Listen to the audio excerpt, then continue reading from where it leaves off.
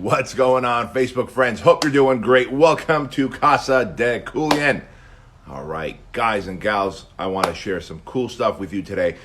Taking this Saturday morning to spend some fun stuff with you, and we've got a special guest as well that I'm going to bring on board. So, if you're watching this, welcome. My name is Bedros Keuilian. I'm the founder and CEO of Fit Body Bootcamp, a massive fitness franchise across the U.S. and Canada, actually worldwide now. And listen, we're all on quarantine. No surprise to you there, right? We are all on quarantine. Number one, we are entering week number 8 of quarantine.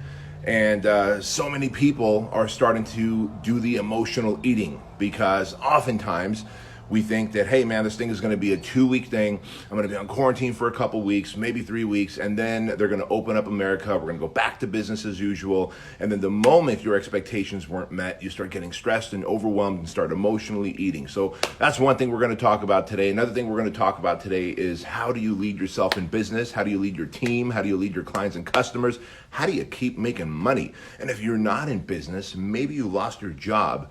Maybe it might be time that you begin to look for an opportunity to be in business for yourself. So if you're watching this, do me a big favor. Let me know what city, state, country you're from.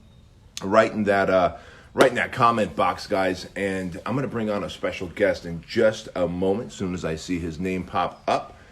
Yes, the legend is here, Ray Kashkar, my dear friend, our former Navy SEAL friend, who's also the lead instructor for the project. So as I see his name pop up here, I will get him in on the, let's see here, go live with Ray. There he is. Add Ray in there, and we're waiting for Ray to chime in. But guys, we got a lot of things to talk about. We're going to talk about leadership. We're going to talk about the project and how you can build the mental toughness. And there he is. Look at that smile. What's up, Ray? How are you, sir? I'm doing great, man. What's new with you?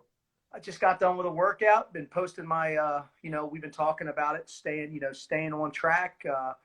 Been doing, took your advice a couple weeks ago. I started posting some home videos using household goods, and because not everybody has an awesome gym like you, and gyms are closed. And the one thing I've learned from you is just because, it's funny when you told me this, I didn't understand it. But you said, just because the world has stopped doesn't mean you need to stop. And I was like, you're right. And, guys, I'm telling you, I'm not sitting here to kiss butt, but I give credit where credit's due.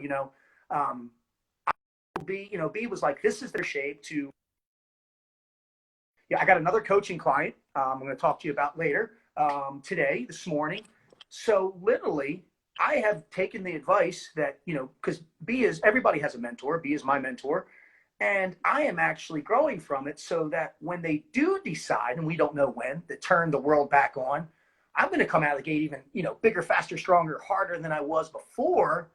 And what's so weird is, I'm pretty fortunate. I get to sit down and talk to B, but he breaks it down.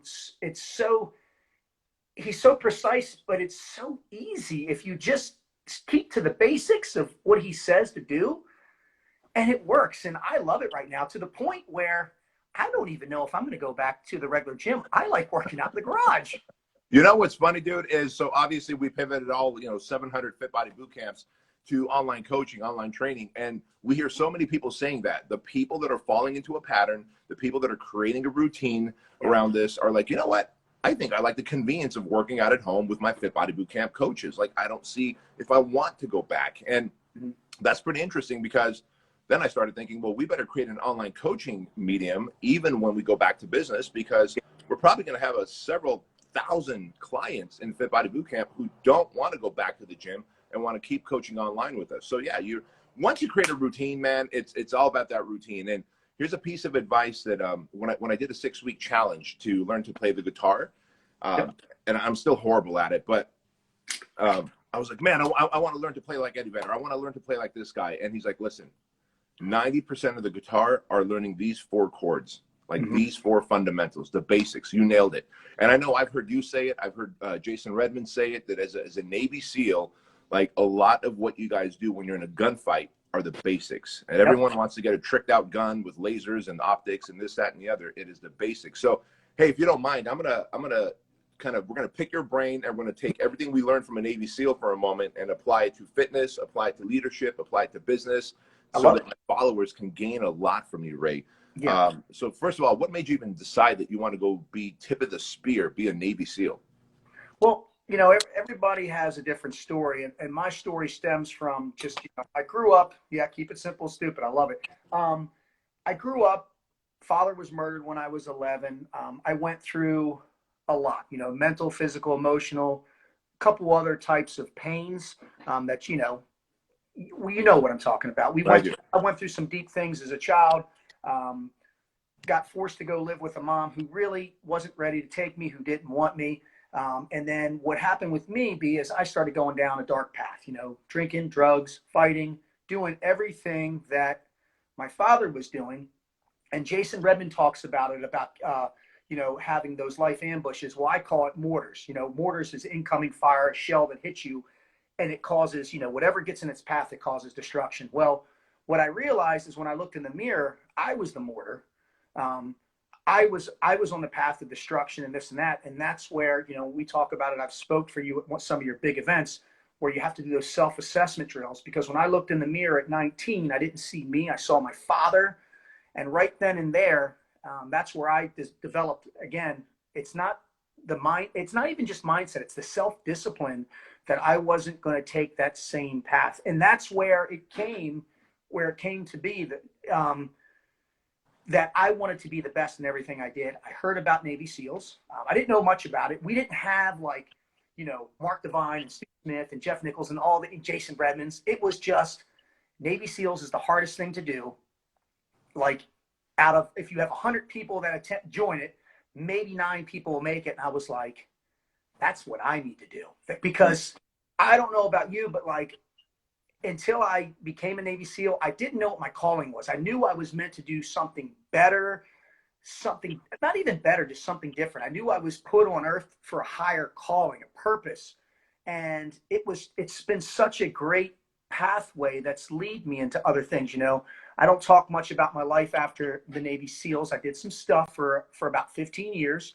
But bottom line, if we rewind, if I didn't have all those negative, impactful mortars in my life, I wouldn't have met you, because the story how we met's awesome.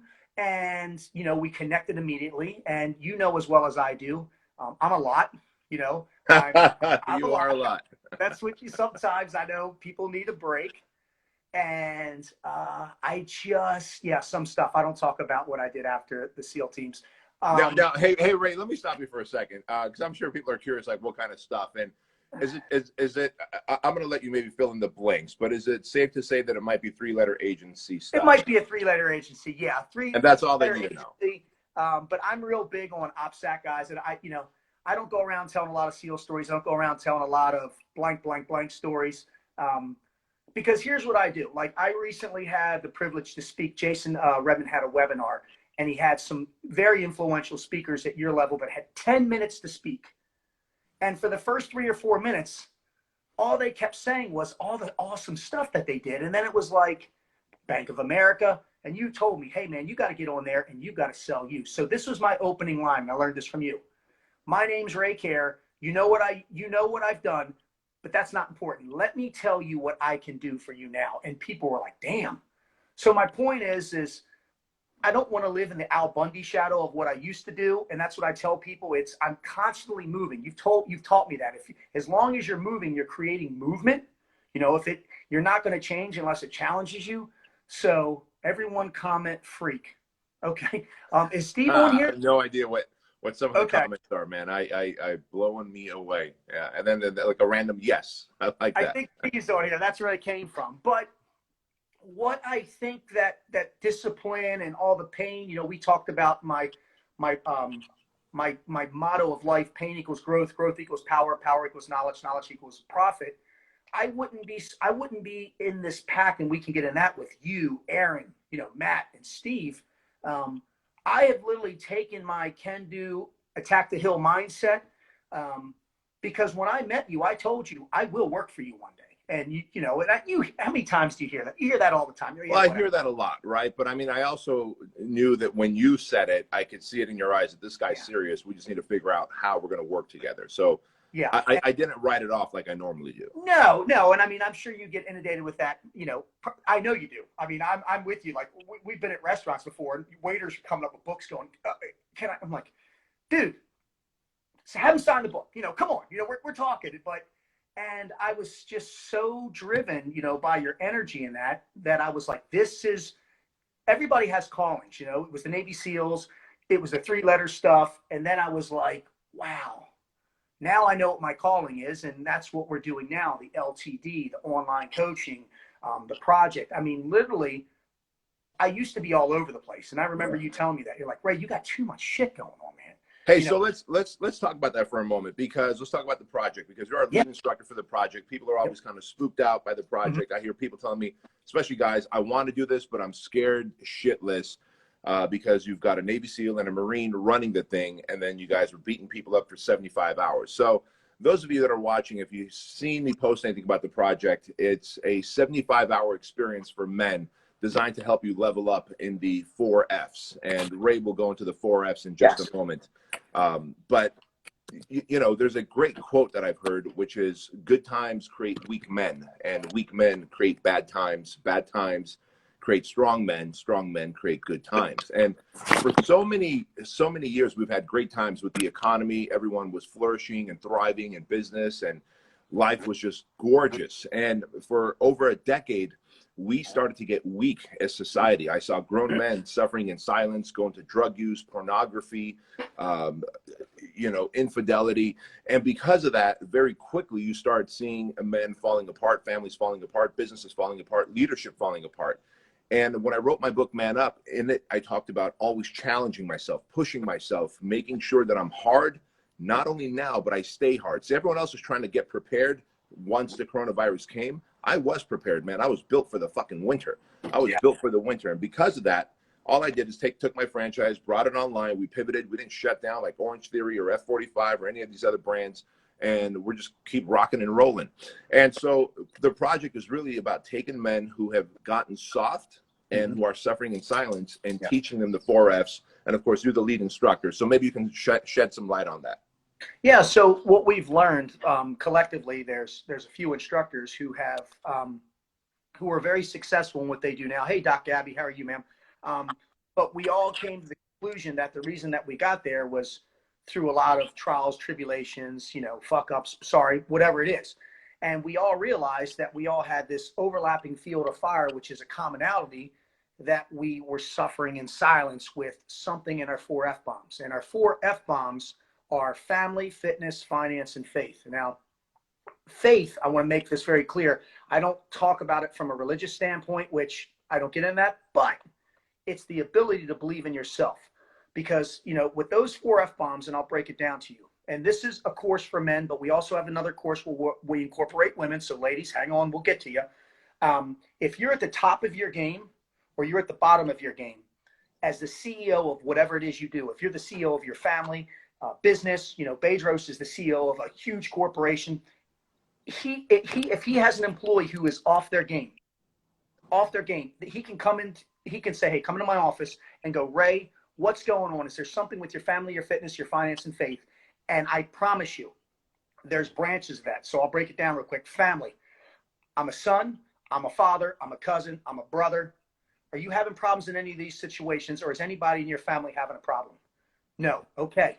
Fitness. It's not about this, guys. It's about health from inside out. Dr. Gabrielle Lyons is on here. She's a perfect example. I see her twice a year because she helps me stay fit from the inside out. You or someone that you love in your inner circle or family is sick in some way. Finance, as well as I do.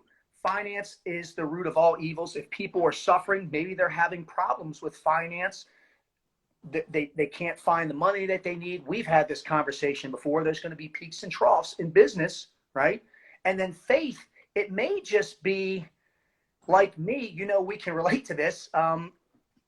Is as hard as I am with everything, when I took the switch, and I'm all about being relatable to people. Bedros and I had a pretty heart-to-heart conversation where, he says, let me get this straight. You can go overseas and you can do all this dangerous stuff, but you're scared to get on stage or take a chance with the God-given talent you had. And I looked him right in the eyes and said, yeah. And he goes, why? And I said, because I am so scared of failing my family that I would rather put myself in harm's way, because that's what I've got accustomed to. And he said, you're not thinking like a real CEO. A real CEO takes on challenges. And technically what B called me was a hypocrite, because all I do is, I preach, get comfortable being uncomfortable. Well, guess what? I was so comfortable being uncomfortable in an overseas situation with guns ablazing in this, that I was scared to take the leap of faith into business. But finally, after a few conversations, I use those air quotes, B told me, hey, faith is, you got to believe in yourself. Nate, you don't show up and you're a Navy SEAL. You don't show up and you're the CEO of a company, and the thing that I love is, I don't talk about being a Navy SEAL much, and I don't talk about all the other stuff I do. I like to talk about the journey that got me there. Like when I sit down with B and we talk, and I'm like, man, you doing this? He was like, you do not know what goes on behind the work that it entails. And that's what I was under I had this false presentation of what it took to be successful. Even though I was a Navy SEAL, I was like, wait a minute, I'm a Navy SEAL. I can just go out and say I'm a Navy SEAL. I can get all these coaching clients. I can do all this. No, I can't. I had to start over, and I had to and that's what I tell people, get a mentor. I got to actually interrupt you there. You make two really good points. And this is for everyone watching this, guys, because you were good at one thing, does not mean that you're going to be good at another thing yet. And in the SEAL community, thankfully, I've got so many friends who are SEALs that you've introduced me to, and Redmond's introduced me to. You guys have a term called FNG, effing new guys, right? Yeah. And from what I understand in the books I've read, the new guys really have to earn their stripes. They have to earn their ability to be at your level in the teams. And, as an entrepreneur, I was able to pivot my businesses quickly and get new coaching clients. And we launched Fit Body Bootcamp online. And I actually had a friend reach out to me who's in the military, spec ops space. And he's like, dude, what the hell, man? I'm an entrepreneur now. How come I'm not able to pivot so hard? I was like, hey, don't forget, in this world, you're a new guy right now. Yeah.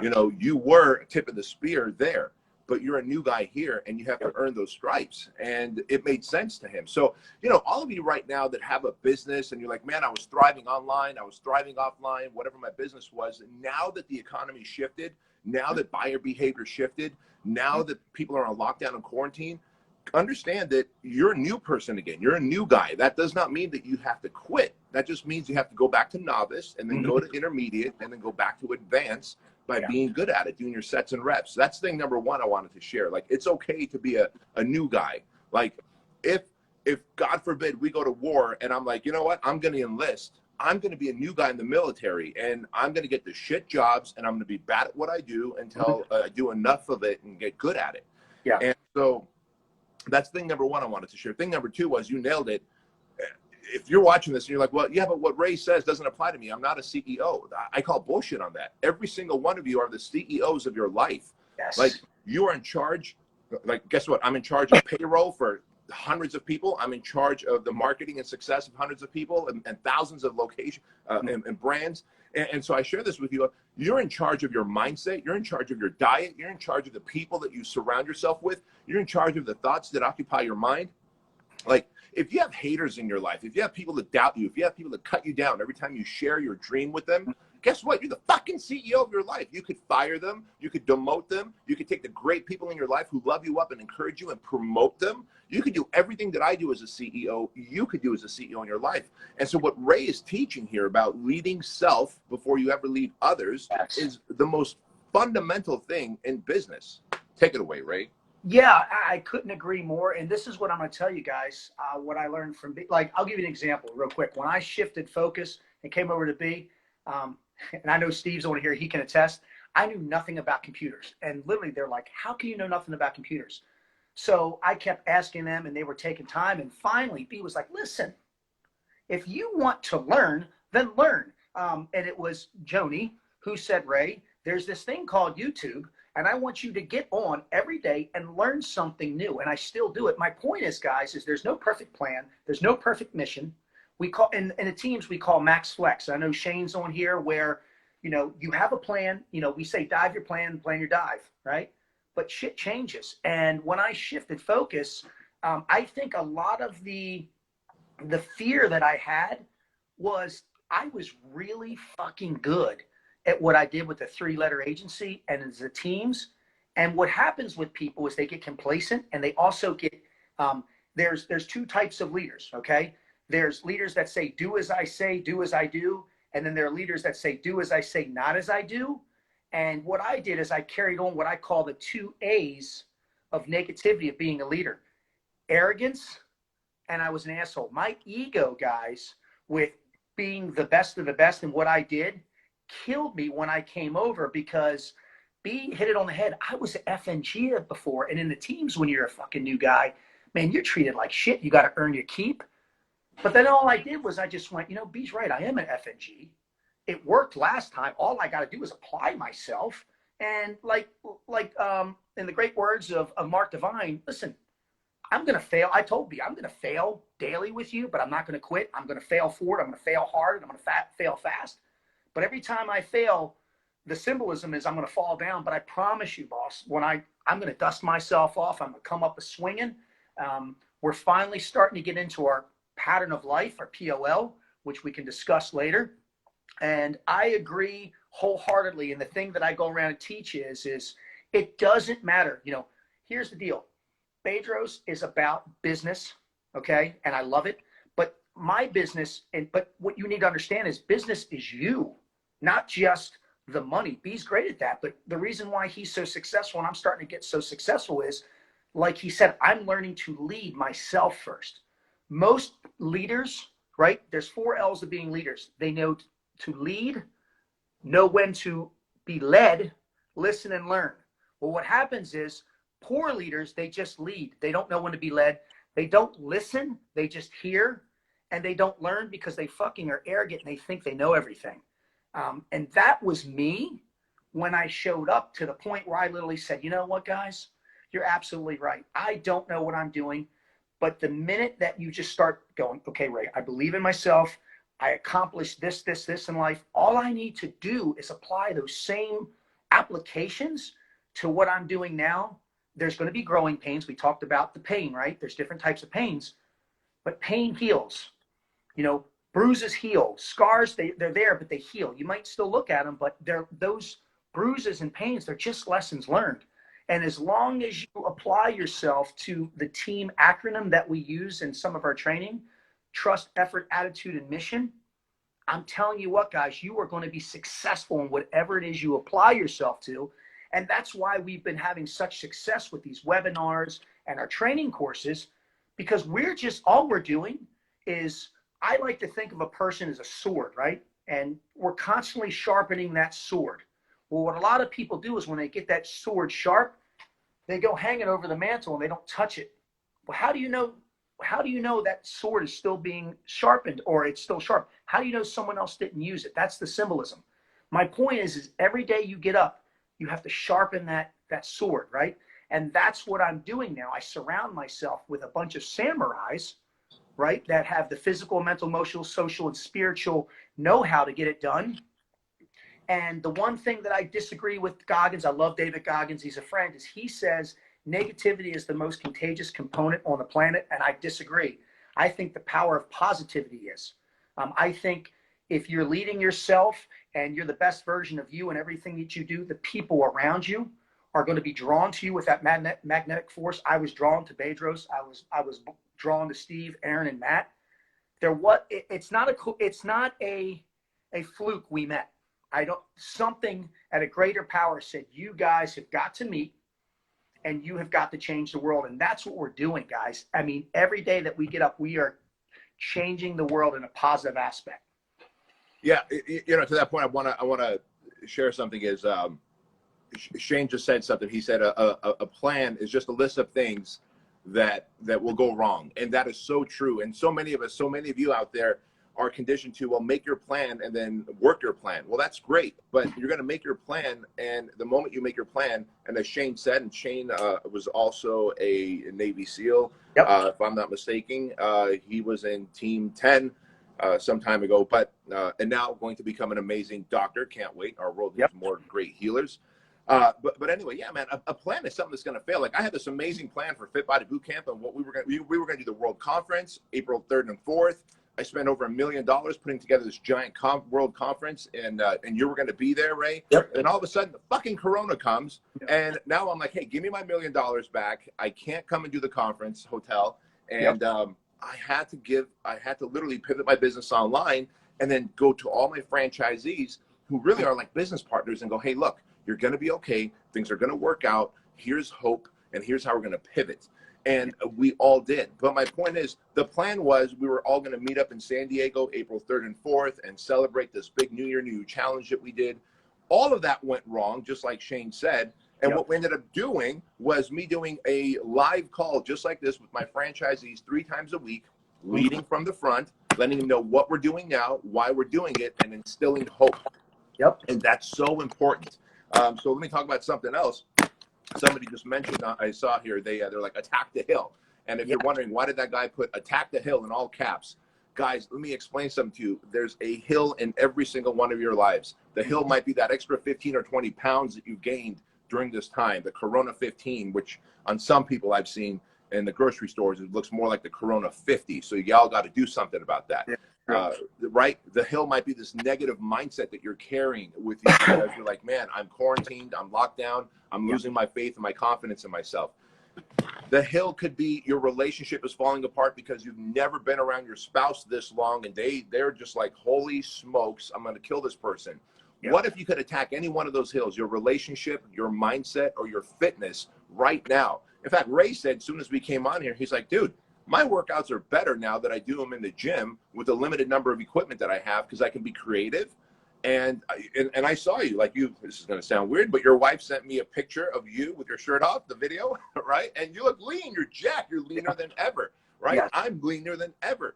There's a reason why the rest of us are using this adversity, the time of adversity, the Corona time, to get leaner. Like, it's easy to be in your best shape of your life when everything is great. Food prep is there, the gym is there, every piece of equipment is there. It's difficult to do it when the gyms are closed and food is not as available and your pattern of life is ruined temporarily. So if you can get good at producing results during the wrong times, during bad times, you become a beast. Going back to that samurai sword you were talking about, if you have the sharpest, most beautiful blade edge on that samurai sword and then you hang it up, what wasted effort. I'd rather be the guy with a dull sword swinging it 1,000 times than the guy with the sharp sword who swung it once, right? And this is a lesson that so many people need to listen to. And I heard Ray say, and everyone's going to be like, yeah, but you're a Navy SEAL. You're supposed to have all this confidence. Because Ray said, hey, so I had confidence in myself. And so I went from the SEALs to the 3-letter agency. And after the 3-letter agency, I now work with Beyond the Project and LTD. But let me tell you something about confidence. The way that man got confidence and the way I build confidence in myself in business and my mindset is by stacking little wins. Like every single one of you on here, when you woke up this morning to an alarm clock, did you hit the snooze? Because if you hit the snooze button first, you got an L instead of a W this morning.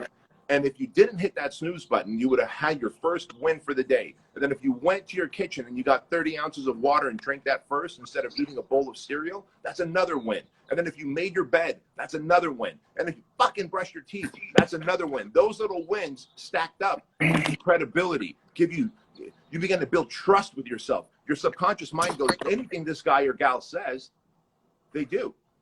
They are a confident person. But on the other hand, if you say you're going to do something, I'm going to brush my teeth and I don't. I'm going to drink water and I don't. I'm going to wake up at this time and I don't. You begin to erode confidence and credibility with yourself. And that is how you begin to have a lower self-esteem. Your subconscious goes, this person's a loser. They can't trust anything they say to themselves. And it's all downhill from there. So it's so important, man. So Ray, why don't you tell us about what LTD is, what leadership and team development is that you run with Steve? Yeah, so Steve Eckhart and I, who is a Marine, 7-figure entrepreneur, gym owner, what we've done is we have taken I don't want to say a watered down version, but a PG-13 version of the project where we deal with a lot of CEOs, and we come into companies and we focus on the 4 pillars of success: teamwork, problem solving, leadership, and communication. And what we do in a nutshell, guys, is we like to expose deficiencies, weaknesses in companies. I'll give you an example. Most companies have core values, they have more than one revenue stream, and they have just SOPs. And what we do is we focus on what you are doing wrong. And usually it's communication. That's the big one. We have drills that we do, hands-on applications. We're actually doing it virtual now, where we expose what's going wrong with the company. Case in point, you could have an employee that's been at your company for 6 months. They don't know what your core values are. They don't know that you have 3 revenue streams. They don't know you have 1, and they don't know what your mission is. So if they don't know what that is, the question I ask all these CEOs are, how the hell are they producing for you the way that they need to? So what we do is we come in, we get, just like in BUD's basic underwater demolition, we strip everybody down to the bare essentials and we rebuild them back up. And Steve and I are doing this. Literally, we are constantly busy. We're getting ready to do one in San Diego. We go into these companies anywhere from 2 to 4 to whatever program time they need, and we build this company up. And what happens is when they're done, this is what I promised the company. You are going to be at a minimum 1% better in teamwork, problem solving, leadership, and communication. And guess what else we apply to that? Even though it has nothing to do with the business, family, fitness, finance, and faith, because what we tell people is you can't come to work with these overlapping fields of fire, of discrepancies, of things that are not happening. So if you are the CEO of your company, and this is what we explain to everybody, whether you are the CEO like Bedros Keuilian of a company that has all these employees, thousands and thousands, or you're the new guy on the totem pole, you're each a CEO in some way, shape, and form. And it's your job, each and every one of you, to learn as much as you can from each other. So we weigh that out. Now, am I ever going to be the CEO of your company? No. But the more that you teach me, the more that I absorb, the more that I learn from my fellow teammates. Because here's the thing, guys. CEOs don't go into the mindset that I'm the boss and these are my employees. It is, I'm the team leader and this is my team. You have to think like that. And what we do, Steve and I, sorry, Steve, I know you're in here. We're going to come in and make you that tier 1 group that you need to be with that. We teach you decision making, ask, make, take, analyze, assess, execute. We are going to make you the Navy SEAL of what it is you are doing. We're going to have you shoot, move, and communicate and have the same trust, effort, attitude, and mission in everything you do. And companies, I'm telling you this right now, guys, our track record speaks for itself, because we go in there, we show these good CEOs, we're showing CEOs how bad their company really is, as in, let me finish, because of the lack of communication. And then you know what these CEOs say? We want to see you back here. Okay, we're coming back. And what are these CEOs doing? They're prepping their team for battle, because they know we're the enemy when we come in there. I tell them, we're not your friends. We are your enemy, because we're going to expose you. And from that, we're going to give you not just the problem, we're going to give you a solution. That's the difference between us. We give you a solution and homework to make it better. And you know what? To that point, I'm glad you brought that up, because I know for a fact, because you and Steve did that for Fit Body Bootcamp headquarters, I know for a fact that the businesses that are investing in LTD, leadership and team development, with you and Steve, I always see it like it's always the top CEOs that are investing in their teams and in their companies. You always look at the bottom, like the bottom 90% of companies. They don't invest in themselves. They don't invest in their teams. They don't invest in their people. You always look at the top ones. They're always looking to get marginally better, because if I can get 1 degree better at headquarters, every one of my team members at HQ can get 1 degree better. We're going to make another $10 to $12 million that year. And when you and Steve came through and brought in the teamwork, the leadership, the problem solving, and the communication drills, very quickly, in fact, 4 of my team members over the next week said, hey, I feel less like a team, more like a family now. I said, tell me why. I said, well, I'm in the supplement group. I'm in the supplement department. And usually when we would finish off everything in the supplement department, we're done. Now I go to the sales department, franchise sales, and I'm like, hey, what is it that I can do for you? I can't sell a franchise, but could I send out some follow-up emails for you guys to drum up more sales? Because what needs to happen is, like you said, the overlapping field of fire, everything you guys did in the military applies in business. And it was the greatest leveling up of my team, because one, the experience was really fun. You guys take them out to the park and you put them through all these fun experiences where you get to show them the communication drill breakdown, like where you guys put everybody in a straight line, and one person was told to whisper this in the next guy's ear. By the time it got to the person at the end, it was a very completely different sentence. Yes. And no one was willing to stop and go, wait, I didn't understand you. Can you say it again slower? Because they were afraid to look stupid. They were afraid that they were intimidated that maybe, I don't want the spotlight on me. Well, the reality is, if I didn't hear what Ray said in my ear, I'm about to pass along the wrong message. Yeah. And so what if I said, Ray, can you just repeat that slower so I could hear it? And maybe the message would have gotten there. And going back to what I've learned from you guys, slow is smooth, smooth is fast. Yep.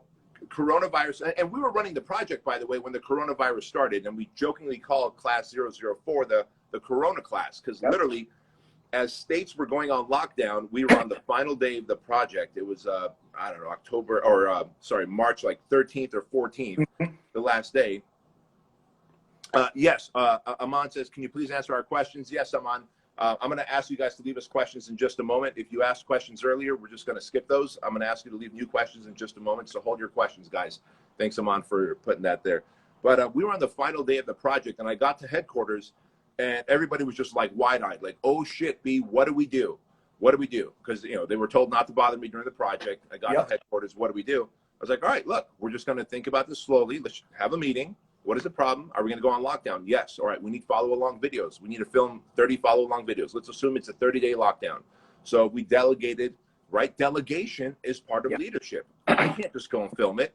I can't do everything. So we delegated the following workouts. All right. We're going to need a platform. What is a platform? I don't know. All right, Bryce, go find the platform. Is it Trainerized? Is it Zoom? Is it a Facebook group we're going to do it in? So we delegated that. We just started delegating, and within 48 hours, we had the workouts filmed, the platform figured out, and the messaging that came from me to my franchisees on how we're going to pivot.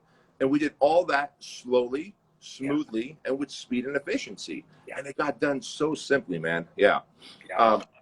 Guys, any questions? Why don't you guys, if you have any questions about leadership, teamwork, any of that stuff, now is the time to ask your questions. And by the way, if you're one of those people that you're like, hey, man, I know I was raised soft by my mom and dad. I know I was bubble wrapped in life. I don't know, maybe you were overly coddled and you are ready to level up and you're like, hey, what is the project all about? Is it for me? It is for men only. And so if you're like, hey, man, but I'm a girl, I want to do the project. We can't help you. We don't know how to work with a woman and do a deep dive mentally, because it's not just a physical thing where you go through 75 hours of physical challenges. It is a very emotionally taxing experience as well. There's a lot of book time. There's a lot of desk time. There's a lot of deep dive into the traumas that you've experienced in life. And men are going to feel most comfortable saying that around other men that they have suffered with. And so we create the suffering experience, and that's how that happens. So good afternoon, gents. Have you had any contact from nonprofit organizations? We have not done any LTD. We haven't done any LTDs from nonprofits yet, right? No, sir. So we have not, but you guys can be the first to do LTD if you're a nonprofit. Garrett says, any light you can share on CEOs and more plain shirt daily instead of wasting mind power to pick out outfits? Oh, yes, I know exactly what you're talking about. Decision fatigue. So let me talk about decision fatigue. Often, and I'm guessing this is what you're talking about. So decision fatigue is this. Every morning that you guys wake up, if you are wasting time figuring out what I'm going to wear today, what shoes should I wear? What shirt should I wear? Should I wear a t-shirt? Should I wear shorts or jeans? Every decision you make, no matter how small in the morning, should I oatmeal and eggs or have a protein shake? Every decision takes away from the next best decision. And by the end of the day, you find yourself making bad decisions. I'll give you a great example. You wake up in the morning, you go to your kitchen, you see that jar of peanut butter and a box of cookies, and you're like, you can't tempt me. You can't tempt me. I'm strong. You can't tempt me. And, you're not going to eat the peanut butter. You're not going to eat the cookies. You go to work. However, by the time you come home from work, you're tired. You've had to make a lot of decisions. You're fatigued. You're overwhelmed. That same jar of peanut butter and cookies, now it's tempting you. And now you just made a bad decision. The reason is you only have so many great decisions in you. And the more decisions you make, the more decision fatigue you create. So I'm a big believer in what I'm wearing here today on a Saturday morning is what I'm wearing at headquarters. Now, this is probably not what I'm going to wear on stage when I'm speaking to 2,000 people, but I even have the 3 suits that I'm going to wear when I'm doing that. And because of that, my morning decisions are already pre-done for me. I know the jeans I'm going to wear, the t-shirt I'm going to wear, and the hat that I'm going to wear backwards. And when I have that all squared away, it's simple enough for me to take those other decisions, like those morning decisions, and use them in my business to make money. Let's see here. Any other great questions? How do you find your purpose? Oh, great one. So here's how I found it. Where finding your purpose is concerned, just ask yourself this one thing. If Bedros and Ray could pay for my entire life, your food, your rent, your mortgage, your lifestyle, your travel, like give you the most awesome life ever, you never have to worry about money. What is the one thing you would do to serve humanity that you would do for free? Like, you figure out what that one thing is. Like, if you paid for my entire life, man, I didn't, this beautiful home and the private school for my kids, you covered all that, and you're like, Bedros, what do you want to do for free? I'd be like, I just want to stand in front of thousands of people and help them with their fitness, their faith, their finance, right? And their families, like, make people better. I want to coach people up. And so I would do this for free. Ironically, the thing that I am doing and making my money with is the thing that I would do for free. And so most people are like, well, I'm going to figure out what makes me a lot of money. Odds are that's not going to be your purpose. And odds are your purpose is not lost. And so you're not going to find it like under a tree somewhere. So when people say, how do I find my purpose? You need to develop your purpose. So ask yourself, what am I good at? What do I want to be good at? What would I do over and over again for as long as it takes to get good at it? That thing is your purpose, and get so good at it that you're the best person at it where people want to give you money for it. And now you actually are getting paid for your purpose, which really is a pretty fucking awesome thing. I love it. Let's see. Another question. What book are you both currently reading? I just got this sent to me. I'm reading this book right here. Really good book. I'm reading this, and I'm also reading, I took a break from Emotional Intelligence 2.0, which was a gift / a must read at my birthday dinner from Steve Eckhart, who I was told to read it from by B and the rest of the crew. So I'm taking a break because this was a gift. This is an amazing book from an amazing gentleman, and I'm reading that right now. Yeah. And for me, I'm currently listening to Drive by Daniel Pickard or Pinkley. Drive, great book on just how to have drive and how to make your drive better. Because I'm always trying to get 1% better. Like, I'm a pretty driven person. You can probably tell I'm a little intense, but that's not enough for me. Like, how can I get 1% better? And I want to figure that out, and I want to crack that code, and I will. I love it. What advice would you give a CEO where he's great at everything but communication? Before B answers that, I tell you this right now. Reach out to me or Steve Eckhart, and we need to get the LTD to you immediately. Yeah, Nate, you got to reach out to Ray immediately. But listen, if you are good at what you do, but you're not good at communication, I'm going to share a Harvard Business School study that came out 6 years ago.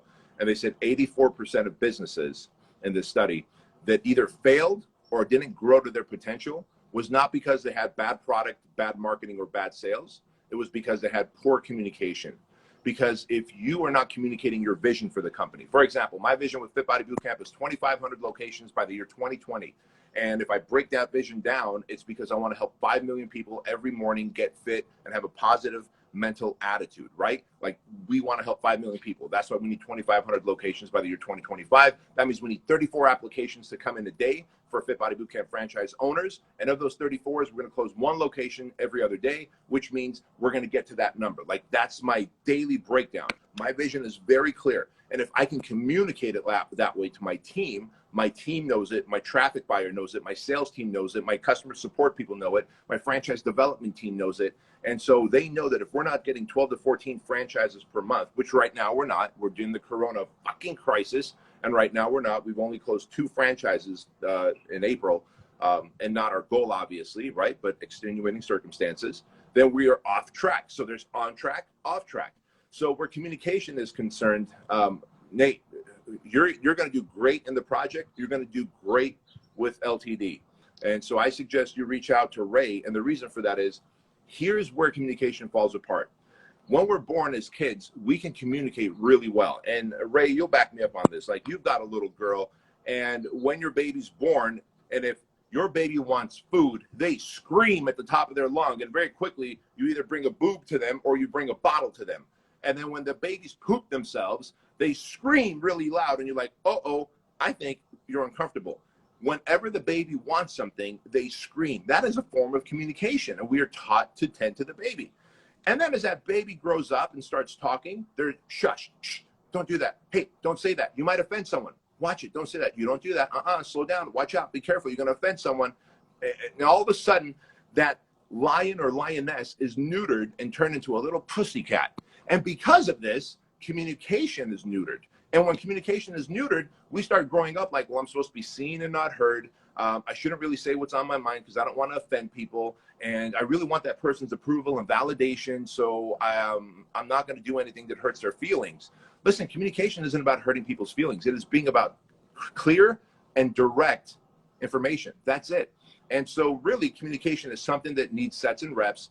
And you are only going to get good at it is if you walk up to someone, Nate, and you say, hey, look, Ray, I love you like a brother, but we need to have a talk. Can I take you out for coffee today? And we can have a talk about this. And then you're going to literally sit down and say, Ray, I love you like a brother. Enjoy your coffee, but here's what we need to work on. Here's why. And this is the effect it's having on our business.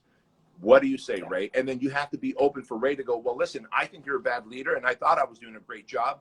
And it turns out you were giving me bad information, you know? So maybe you're not that great of a leader, Bedros. It's like, oh, shit. So communication is I have to be open to feedback as well. Yeah, it's a two-way street. I agree. You know, yeah. We've had conversations where I've been dialed in before, and we don't need to talk about. I've given you advice on some personal things before, so which we don't need to talk about. But that's what leaders do. They know when to give the advice and when to take it. I talk about there's a couple kinds of leaders. A leader that just tells people what time it is, and then there's also a leader that even though he's got a watch on, he's going to look to others and say, "Hey, can you tell me what time it is?" What is the representation of that? A leader is always asking and always learning to be better. There's no perfect leader out there. And some of the greatest leaders I know, and we're talking to one of them right now, have led, and they fuck up. They fuck up. But even when they fuck up, it's like Jason Redman's one of the greatest leaders I've ever met in my life. He admits that he fucks up, but he admits that even though he fucks up, he'll never quit, you know? And he takes full responsibility and accountability for his actions. That's a good leader. A leader that is willing to have constructive criticism. You know, believe me, I'm never going to put in front of 20 people, go, hey, Bedros, you fucked this up, love. No, you don't do that. You don't do that with anybody. You don't do that with your wife. You don't do that with anybody. But like B said, you pull them to the side. Hey, boss, I noticed this, this, and this.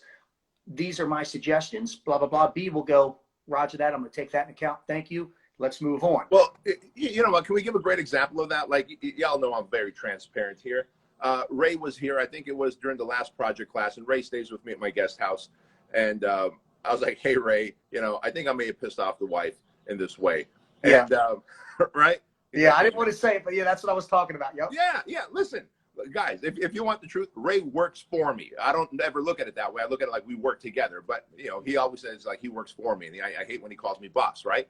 And I'm like, hey, Ray, I think I might have pissed off my wife, man. I think I might have crossed the line with something. He's like, you know what you need to do, man? You need to walk into the grocery store, just randomly buy I'm like, I've never bought grocery store flowers, right? I do the typical send it in the mail thing, you know, the 2 or 3 times a year that everyone else does, very predictable. And I was like, Ray, that is sage advice. And I did. I even sent you a picture when you were upstairs in my car with the flowers. And guess what? It worked. Sometimes it takes someone with outside eyes, and I'm glad you brought that up, Ray. Just because you're the leader doesn't mean you have the answers. It takes someone with outside eyes looking into your life and going, hey, Bedros, you are running head on towards a wall. Keep going that way, you're going to slam into a wall. But if you would just go 12 degrees this way, you're going to be on the path again. Because Ray is in the helicopter looking at me while I'm on the ground running through the trees, not realizing I'm about to hit a wall. And so oftentimes we need people around us so smart that whether they work for us, with us, they're at our level, below, the levels doesn't matter. If I respect the man, I'm going to take the guy's advice. And so that's a really good experience too. If your friends are people you can't respect their advice, if you have business partners or employees whose advice you can't really respect, you might want to reconsider working for them. I'm going to answer another question here. So our friend Shane's like, Shane is reading a book, Microbacterium ebook. And then he's got the sad emoji with the gun to its head. Bro, I don't know. I know why you're reading that. Obviously, you're not going to become a doctor unless you read that and apply it. But God, speed for you, man. Drink a beer while you're doing that or something. Paula says, what would when would you hire a PA, a personal assistant? Great question, Paula. So my coaching clients, the moment that I hear them doing things that they shouldn't be doing is when you need to hire a personal assistant. So I always say this, look, are you doing tasks that you could pay someone $20 an hour to do? And if the answer is yes, like, are you following up with people on their DMs and private messages on Facebook that you could pay someone else to do? Like, that follow-up, someone else could log into your account as you and do the follow-up. You don't need to be doing it. Someone else could be making your ClickFunnels if you're doing ClickFunnels. Someone else could be doing your grocery store shopping. Someone else could pick up your dry cleaning. Someone else can go get your car washed. Someone else can go, like, if it's a task that can be done by someone who's getting paid $20 an hour or less, and you're doing it, that should be done by a personal assistant. That means that you are neglecting your 5%. Your 5% are the things that only you can do, right? These are the high profit things that only the leader can do. For me, it's usually to delegate, motivate, and sell, right? No one, like right now, guess what I'm doing? We're motivating you and I'm selling you on ideas. Like, I cannot bring Joan, who was watching this a few minutes ago, I cannot bring Joan to do this for me, right? Joan's zone of genius is to do all the other cool stuff that I can't do, but I can pay her. And I do pay her substantially more than $20 an hour, in case you're wondering. But that's when you need a personal assistant or a private assistant, whatever you want to call it, because you're usually working outside of your 5%, which is your zone of genius, and you shouldn't be. Let's take a couple more questions, and then I got to log off here, Ray. Yeah, I know you got. I'm surprised you're on this long. Whatever you. How about this one, Ray? Why don't you answer this one? Have you ever been stuck in procrastination? How do you get out of procrastination? Yes, I was. Case in point, switching jobs and coming to work for B. I was stuck in it for a while. Obviously, I have a great support element. My wife, Tricia, who's I think on here right now. I had to believe in myself, but sometimes you have to ask for, when you procrastinate, sometimes it all comes down to that faith. And then I actually turn to people that I believe and trust in. My wife is probably the greatest accountability coach I've ever met in my life. And her response was, listen, you've done more. You've done crazier things. You've got to take a chance and believe in yourself.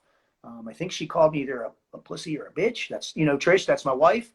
And she was right. She's like, and this is where I get this thing with procrastination. You're never going to grow unless you know. And you're never going to know what you're capable of doing unless you take chance, guys. Sometimes, you've got to take that step. You've got to take chance. And, I'm a guy that's all about statistics. Like, Bedros doesn't lose. That's what he doesn't. I know that sounds, I'm not, he doesn't. He knows how to find the W in everything he does versus the L. And I'm like, well, shit, that's what I do. Just because I'm out of my realm of comfort, hey, I'm building another team. This, the instructors for the project are my SEAL team right now, which is the success team.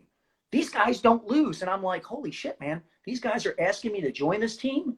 Then I've got to take the step. And I did it. And I'll tell you what, guys, I will never procrastinate again, because I probably could have been doing this earlier. But I kept second guessing myself. And finally it was, hey, it's time to shit or get off the pot. Don't miss opportunity, because they always talk about it. Hesitation causes devastation. So does procrastination.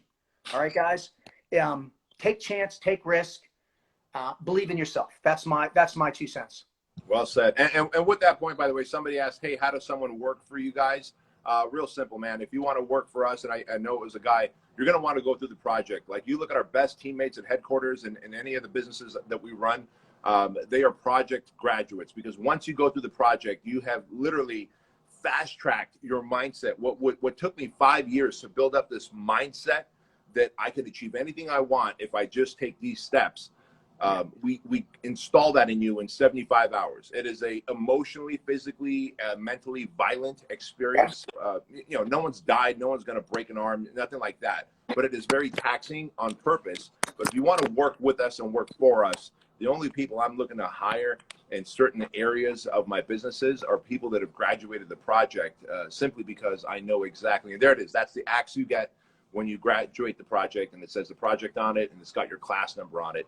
Of course, if you ring the bell in the project and give up, because Ray created the process, the evolutions for the project, Ray and Steve, yep. And Ray modeled it after Buds, where there is a bell to ring. And if you ring the bell, your axe gets hung on a wall in our garage at our in our compound, and you're part of the dropout class and never to be heard from or seen again. Guys, I know y'all have a lot of questions, so me and Ray, maybe we'll do this again next Saturday. Ray, what do you say? Yes, sir. I love it. And all right. Tomorrow, guys, I'm doing my 1,020 push-up, guys, from 12 to 1 Eastern time at 1:05. Sorry, I had to push this. Aaron Alejandrino, the vice president of True Lean Supplements, which is Bedros' other company, is going to be giving away some of the best product on the planet that I use. So make sure you guys are on my live at the end. Guys, the 1,020, join in. My wife does it. It's not a physical. It's a mental drill that we do. Love to see you guys there, sir. Have a good one, Ray. And guys, thank you so much for spending time with us. Have an awesome Saturday. We'll see you guys. Thank you, guys. Thank you, B.